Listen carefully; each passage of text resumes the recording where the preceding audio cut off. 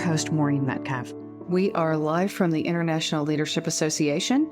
We are going to talk to Donna Laskin, who just gave a keynote presentation, and Dr. Chellie Spiller. They want to help leaders find their way in times where there is no pre-prescribed path. Welcome, both of you. First, how did you meet? Well, I was a visiting faculty member at Massey University in New Zealand, and as part of their welcoming me to that community, I was invited to a barbecue, and my husband, who's very interested in sailing, suddenly came up to me and said, "You must meet this woman. She knows everything about Polynesian navigating." And it was a topic that he and I had been discussing. And so I went over and started talking to Chellie, and I don't think I spoke to anybody else the rest of the evening. We just completely hit it off. And we discovered that we shared a number of interests in leadership theory, and particularly looking at different ways of looking at leadership.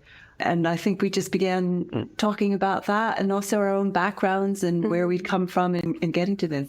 It was really special. And, when I recall that day, I was moving boxes into my office at the university and what was known as the cool corridor. And Professor Brad Jackson was walking past, and he saw me putting my boxes in my office and said, "Would you like to come to a barbecue tonight?"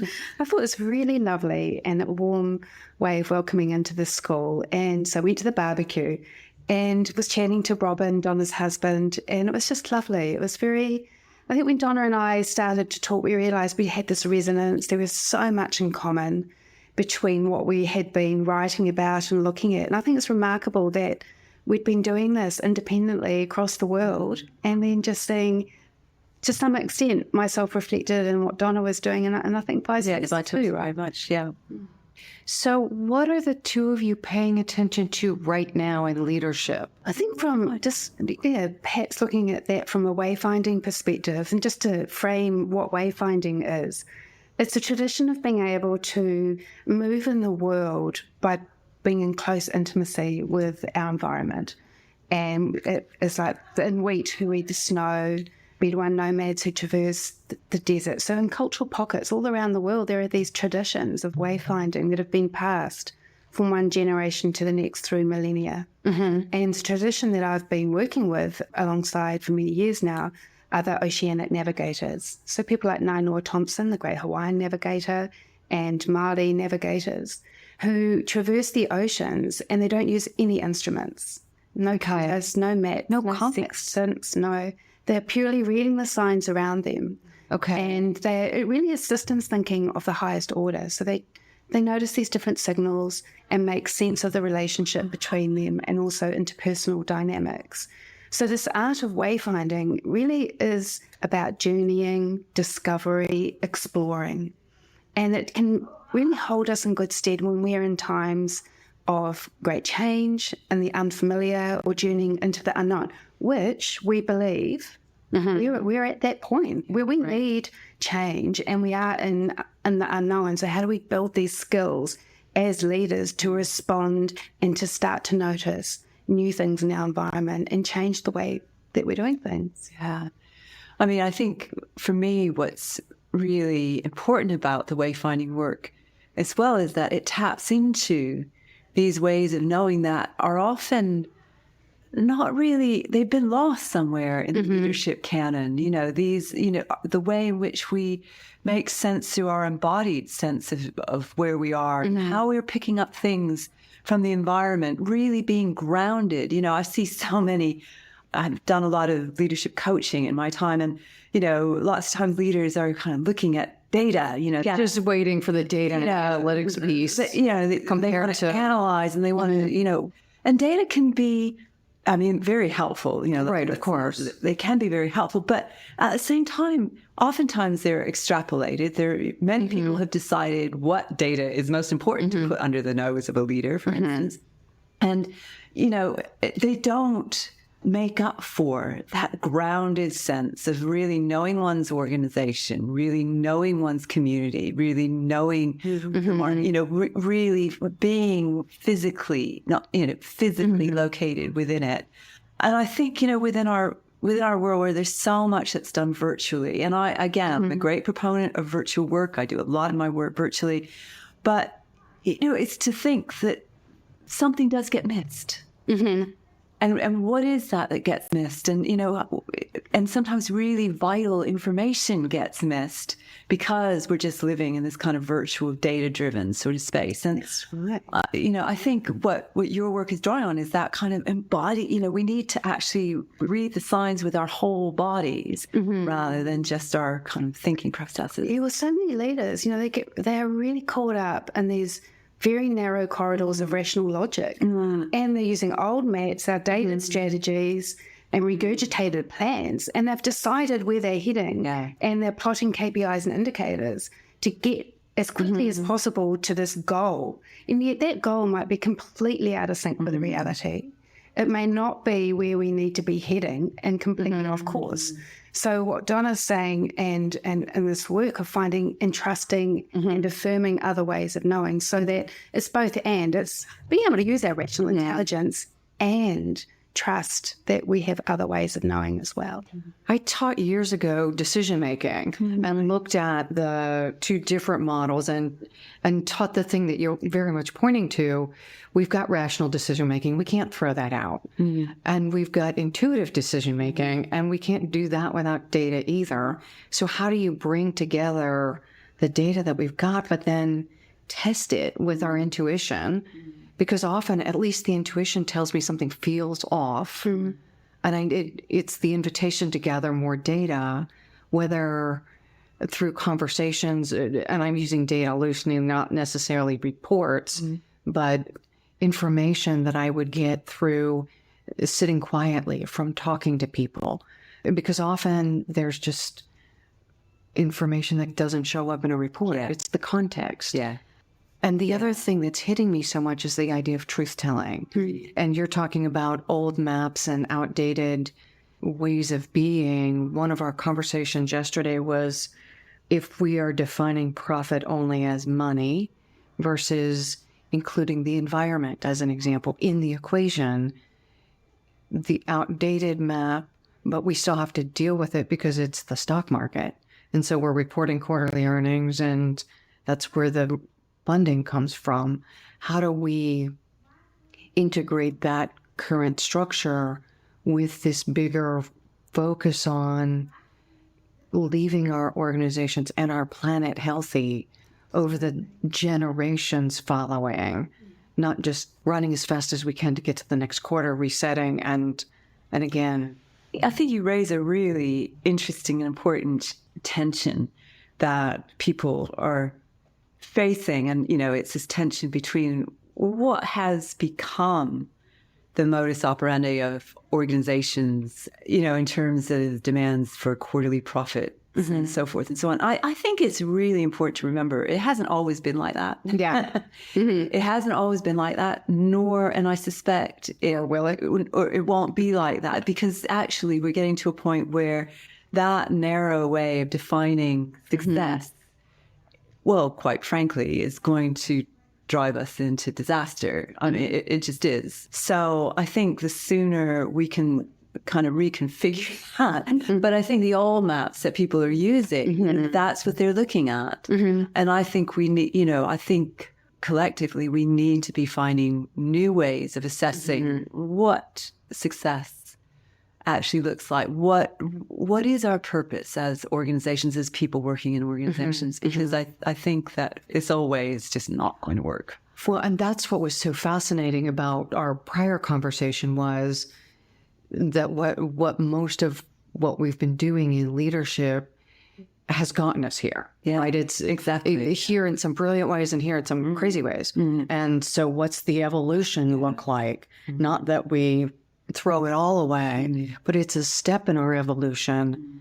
And what's next? And the wayfinding piece, because there is no clearly defined path. If we're saying where we are is, I forget the wording this morning, we're at a place in between where what was before us has fallen away, but what's emerging hasn't yet emerged. We're creating it. We're co-creating it. Exactly, So how do we find it?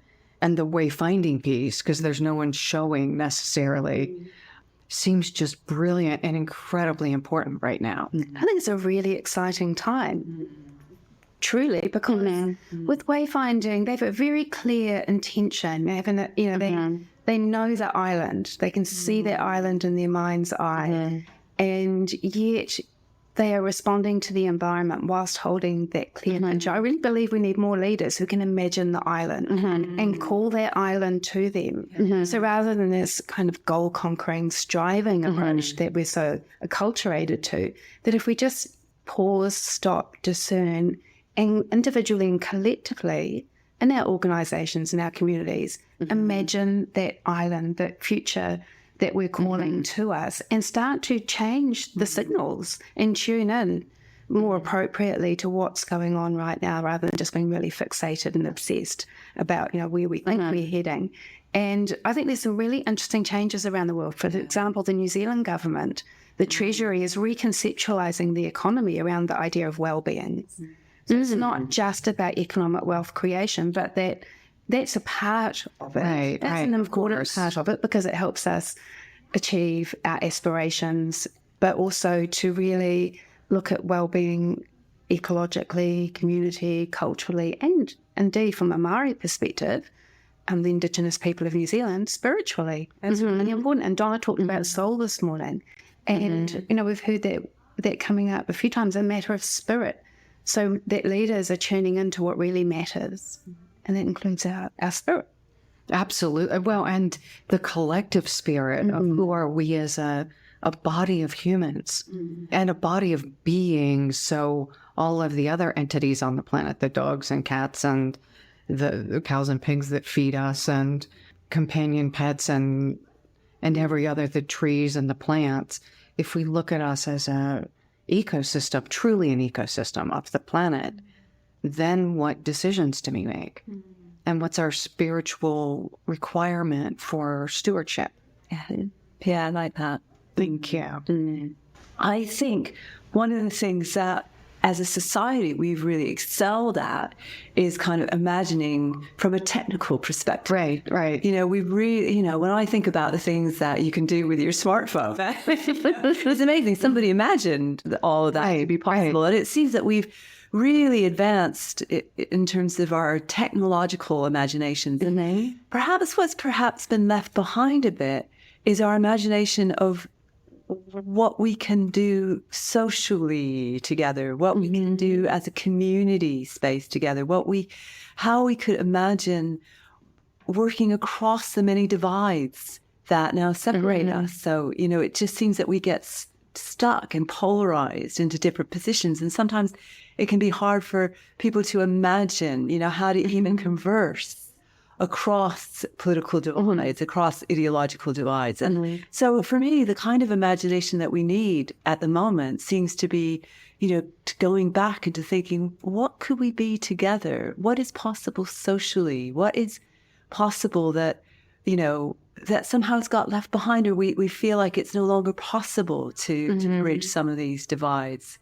Yeah, I think perhaps we've just been individualized and acting autonomously for so long now that people have forgotten, and to some extent, what I hear you saying, Donna, is about this reconnecting and reconnecting to each other. And, you talk about the animals and the creation, and just finding finding ourselves in relationship again, that where I belong. And it's interesting. I think there's been research that shows that during times of crisis, like after the hurricane, that communities do come together. People do know how to help each other, and it's almost, and people enjoy doing those things. And there is research that says that too. Yeah. We do better when we're helping people. Yeah. That's one of the best antidotes to depression and hopelessness. Yeah. So it's like we need to imagine how we can do that when we're in a real crisis state, when we're in, how can we actually do that sexually? And support each other in that imagining. I think there are some really amazing leaders around the place who are very courageous, who are, boldly imagining different kinds of futures, not the one that we appear to be on the threshold of, who, people are crying out for effective solutions, for leaders who can navigate from darkness and into light, and who can help us go on the journey of discovery. And it doesn't mean it's going to be comfortable, because discovery involves discomfort, uncovering, breaking up a little bit so that new ways of seeing and doing things can come through. But it is also a time of, of wonder and awe, and to really find that again, perhaps, rather than despair. Yeah. Donna, you mentioned, and I don't remember the right wording, but living on our edge. And so, Chellie, as you're pointing to, it's not easy. Yeah. If I imagined myself riding a bike across the country, which is plausible, but I had to have to work out a lot. Yeah. That's not easy. Yeah.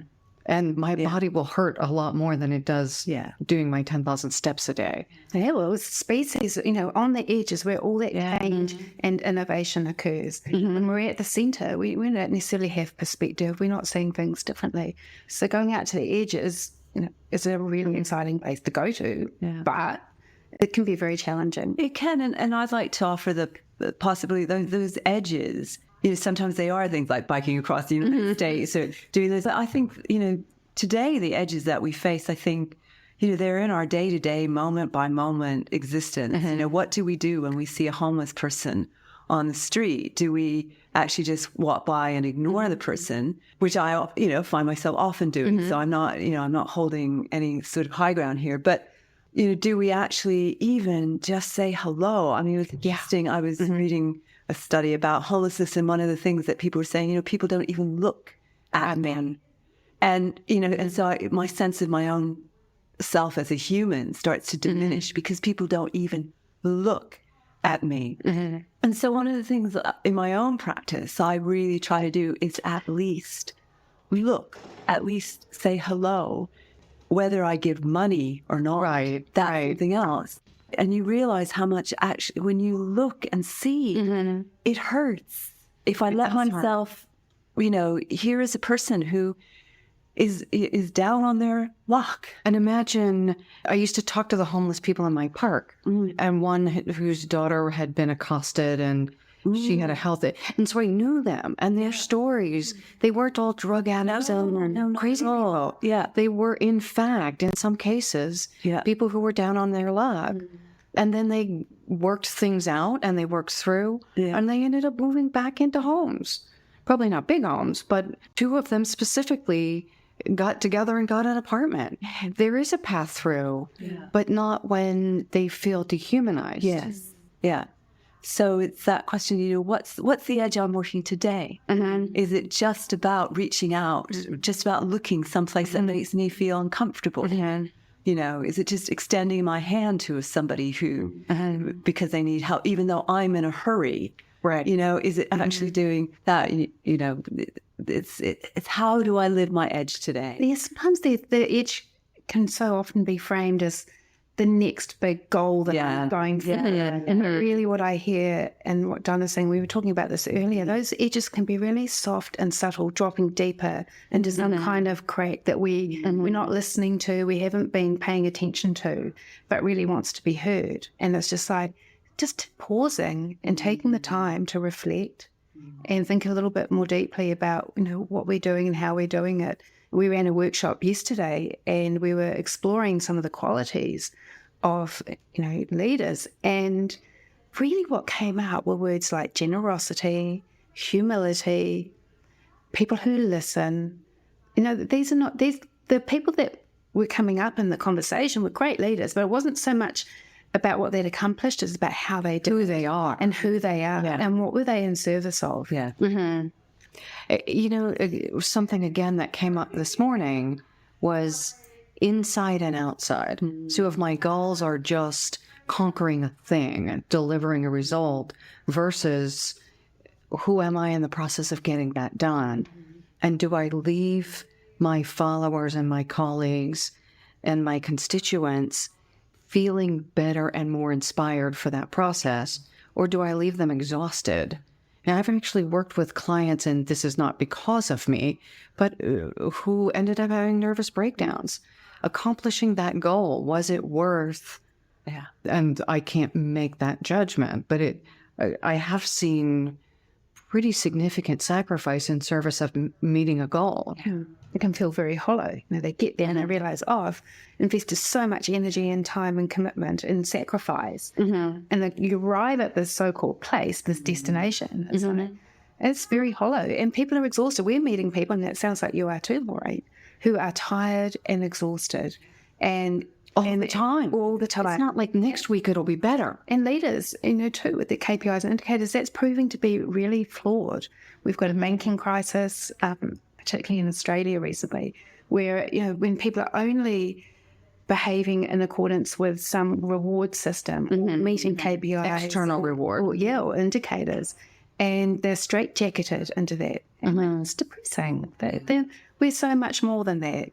Yeah, and to really fully realise the potential of people and organisations is to allow us to flourish. Two things come to mind. One, we often don't name this, right? We're all running so busily, and we don't have the courage to tell people we're exhausted or say it publicly, right? We say it to our families, and we hope it gets better, and we kind of think it won't.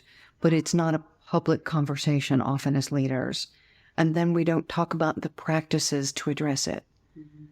And so what I hear you both talking about is, what are some of the actual embodied practices so that listeners can walk away with a sense of there's a thing I can do? Well, for me, a really important practice is the practice of the pause on many different levels. Okay. The pause in terms of, at a moment when I'm feeling myself getting irritable, anxious, whatever, to actually stop and check in with oneself. What is going on? To actually inquire what is going on, and is there something else I could do differently here that would help facilitate this or shift the space in some way? The pause, actually we do better work when we're refreshed. Yes, we do. We do. And there's lots of research that shows that actually longer days in the office do not translate into greater productivity. And so actually taking the time out to have lunch, actually taking, making sure that you leave the office at a decent hour. And many people, if I do that, it's going to cost me my job. Well, it's interesting because most jobs are actually productivity based. So if you can find out that you can actually accomplish as much if you give yourself a break. Very interesting as well. Thinking about this, I had one of my students, and she was working in the National Health Service in the UK, and she was talking about how her staff were, they were exhausted all the time, and she was seeing there was a lot of people were getting sick, and there was a lot of absenteeism, and she started asking questions about what was going on, and in particular, because she was a very well-intentioned leader, and she wanted to know, was there anything that she could do differently to help alleviate this problem? And they started talking about the fact that she sent emails at the weekends, and she sent emails late at night. And she said, yeah, but I don't expect you to reply to those emails. I don't, so I do them because that's the time that I'm free to do it. But I don't expect you to reply. She said, and the response that she got was, well, yes, you may not expect us to do that. But what it does to us is it means we've got our work sorted out in terms of what we're going to do. But then we come back and all of a sudden we've got 5 emails from you. And so even though you don't expect us to do this, there's pressure on us. And she said, I'd never thought about it like that before. And, and she's very well-meaning, one, to really take care of her staff. But she never realized that this simple practice of doing email when it suited her at the weekends meant that actually it put much more pressure on people because they wanted to do their best. And people want to do their best oftentimes. And so sometimes we can inadvertently, put pressure on people in ways that it can be very unhelpful. I worked with a client, very similar story. We were actually having a session talking about resilience and similar. She had young children, so she would leave the office at a normal time, spend time with the children in the evening, and start emailing at 10 at night. And what her staff said is they noticed how quickly others responded. And so it was something like the average response was within 6 minutes. So now at night, they're all checking email every 6 minutes. And same thing. In fact, she didn't want them to respond because that meant she had to continue to respond. She wanted them to not respond. They were competing for if I'm a good employee. So they're making their own meaning that isn't at all what she intended. And she would do the same thing to me. And I would respond. The last thing I would do before I got in bed at night was check emails. There was usually one from her. And there was a question, do I respond or not? And so we get into these almost habitual patterns.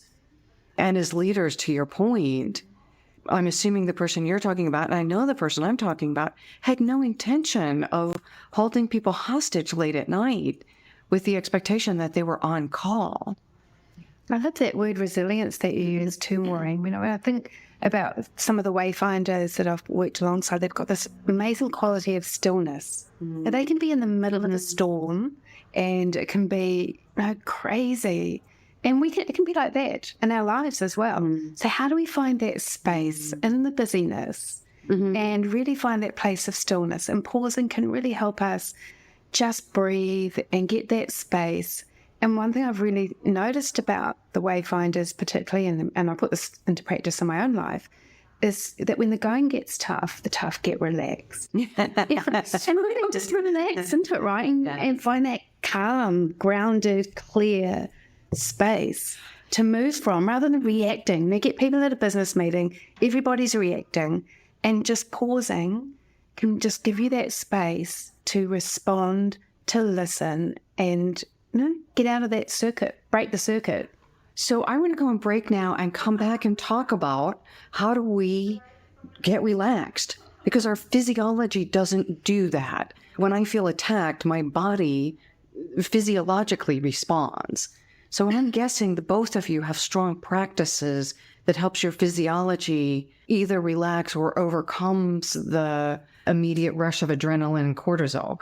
What are your specific practices? Yeah, well, I mean, just to mention, there's this beautiful story of Nainoa Thompson, the Hawaiian navigator, and he was describing when he first went into the doldrums. He was very anxious and nervous about it. And they got into the doldrums and it was 100% cloud cover. He couldn't read any of the signs. The wind was going in all kinds of directions. He sort of felt this rising panic. And then he talks about how he just had this sense of relaxation come over him. And he leaned against the rails of the vessel and he just had this intuitive understanding of the direction. And he now describes that he more and more tries to create that in his life. And I think that's a really powerful story about just finding that space to relax. And all the people in the workshops that I've worked with and Donna's worked with, there's so many different ways of sensing, pausing, and developing this quality of stillness. Some of the things that I particularly do, and I did this last night here in West Palm Beach because we'd been in an air-conditioned room all day, was just to get out and walk down to the beach and take my shoes off and go and stand in the surf and literally get grounded. Right. Yeah, it was just so refreshing and energizing. It was a bit of a reset. So I don't think sometimes it doesn't have to be really complex. We don't have to go on a 10-day silent retreat somewhere and it has to be daily. It's daily, and it can be micro. Okay. Micro pausing, sensing our body, stop talking for a bit, maybe listen more. Yeah, I mean, I've trained as a yoga teacher, and yoga is a practice that I've been engaged in for a long time. And the thing that amazes me about yoga is that actually you only need a minute to actually shift. So it's amazing how little time is needed to actually get a different perspective and to get a different bodily response. So rightly, you're talking about the fight or flight mechanism that the body has when it senses danger. But what's really wonderful about breathing is that although our breath can be automatic, we can also take charge of our breath as well. And so first of all, by noticing that we're just not breathing very well, we can start to deepen our breathing. I mean, it's a wonderful thing that we can do is actually change our breathing pattern just by breathing out a bit more and then breathing a bit more deeply. So one of the things that I often do, that I did before I went up to talk today, was just holding, putting my hand on the lower part of my belly, below my navel, and just breathing into my hands. So I breathe and my abdomen expands, and then I breathe out and my abdomen contracts, and that just means that I'm deepening my breath, and I just count my breath in and out 4 in, 4 out. So I just bring some rhythm and depth to the breath. In a minute, seriously, in a minute, your physiology changes. You become clearer in terms of your thought process. You become more able to sense what's going on. And so we have this amazing capability available to us all the time. And it's just to do it.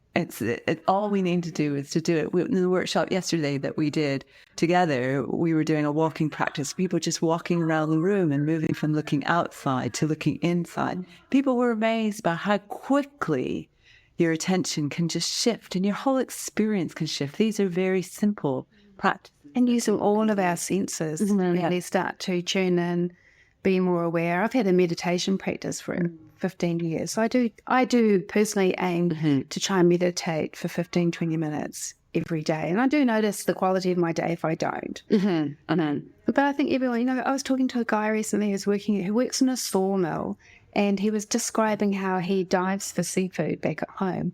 And he was describing his space of diving and finding that peace and that calm and that stillness in his life. And that's one of the ways that he does his reset. So I think it's a really exciting thing for people to discover for themselves about what that looks like, how it expresses itself. And one of the things I really believe in, because you talked about it earlier, rational, we are far less rational than what we believe ourselves to be. In fact, people, they talk about post hoc rationalism, that we just really, really engineer our decisions later to sound irrational, but really to welcome our emotions and to see what's alive in us, because that's quite important. It's telling us that something important's up. And you may not have the data, but the feeling gives us information as well. That's right. And we might not act on those emotions, or that might be messy, but it's just saying what's alive in me right now and what do I need to pay attention to, and move from a place that's more grounded and calm and clear. And that's when we talk about cultivating that inner self-awareness, being able to respect that emotion. And my emotions are often misinforming me, but because there's something in my past or something reminds me of something, but it gives me, when I say data, not spreadsheets, it gives me information that I need to pay attention to. Well, that's right. And you're aware of it. You might understand what's underlying those emotions. Why is that particular reaction present with this person in this moment? So the more that we're aware of what's driving us, rather than just suppressing it as if it doesn't exist, so that we're just able to integrate that more and unfold more fully into our potential. You mentioned the 1 minute just breathing. And I think it's important for our listeners to realize we're not advocating that you have to take an hour a day and sit in a meditation. No. I don't think any of us do that. It would be nice if I could, but I can't. I've been sitting on the deck with a cup of tea. Could be a glass of wine. I read this book once about women's meditation. They had things like lying in a bath, and it was really relating to all these different forms of meditation. So I don't think it has to be a harsh discipline. But I do think there is something important about switching off the mobile phone. Switching off whichever device is going to ping at you because that gets your adrenaline going. I mean, when we have our mobile phones on and they ping and they go, I can sense it every time I hear it. It's like, I've got or it vibrates. Something. Yeah, it vibrates. And so, actually say, for a minute, I'm just going to put it where I can't. And also, not hours. Yeah, not just a minute. It's just a minute. I mean, we've recently moved, and we've moved to a very beautiful place where I have a view of water at the moment, and I've gotten to the practice of because I'm on my own at the moment, and I have a practice where I sit and I have my breakfast, and I just have my breakfast, and I don't have the radio on, don't have the television on, I don't have my mobile phone on, but I just sit for 15 minutes and have my breakfast. And I'm finding and I look at what's going on outside me, the color of the trees that are changing color, the birds. It's a way of connecting with something that's the other thing, bigger than myself, bigger than all of my little issues and my little dramas and all the things that, I get excited about. But to reconnect with those bigger, rhythms and patterns, so that I can just see that my little dramas are not the end of everything. taking perspective. And we've been talking about this recently again with all of the political dramas. And yet, if we look at where we stand in the world right now, there is less violent crime. Women are better off. People of color are better off overall than we've ever been. And yet, if I watch the news, you would think it is the worst time in history to be alive. We live longer. We're healthier. Many of us have access to really healthy food. I realize there are still people on the planet who don't, but fewer. And yet, if I turn on CNN this morning, it's easy to think the world is a terrible place. And I just don't want to be here anymore. I'd like to be a hermit. That's a really good point. And I think, going back to the way, it's what you're paying attention to, what we attend to. And that, of course, creates our reality. I often listen to even the tone of voice that the newscasters read. If I listen just to the tone of voice, it's like, and this morning was one of those mornings. And so I think it's, for me, the balance is how do I stay informed and how do I stay so that I am responsible in some way to the world that I'm living. But how do I also attend to the bigger patterns, deeper resonances, and the things that bring real meaning to my life as well. The relationships. How do I attend to really caring for the people I love and my friends and the people on my doorstep who I may not know, but how could I care for them? I think there was the things that what can we do? We can't solve the problem of the planet. Right. What can I do that actually is satisfying to me? But I can't do it if I'm constantly distracted and if I'm constantly, distressed.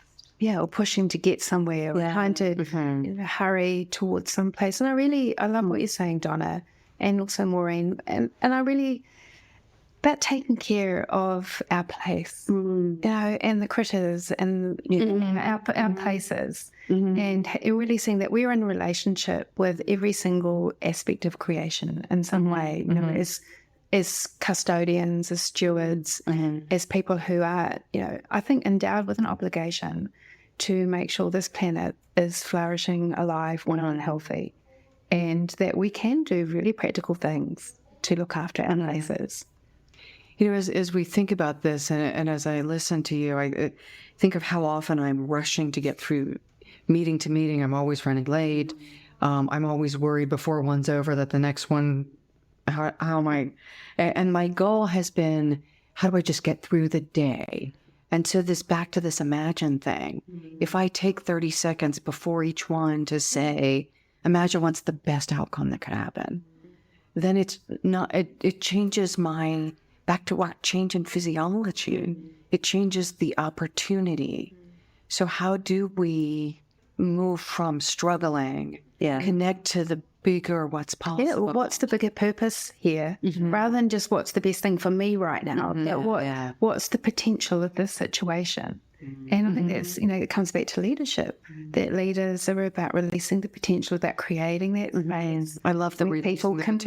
Where people can flourish and express themselves and shine. And that's a really difficult thing for leaders to do because, they've oftentimes built their careers on their own mastery and of being that person in charge and in control. And it's a very humble thing to do, to grow others. And, we talk about success being succession.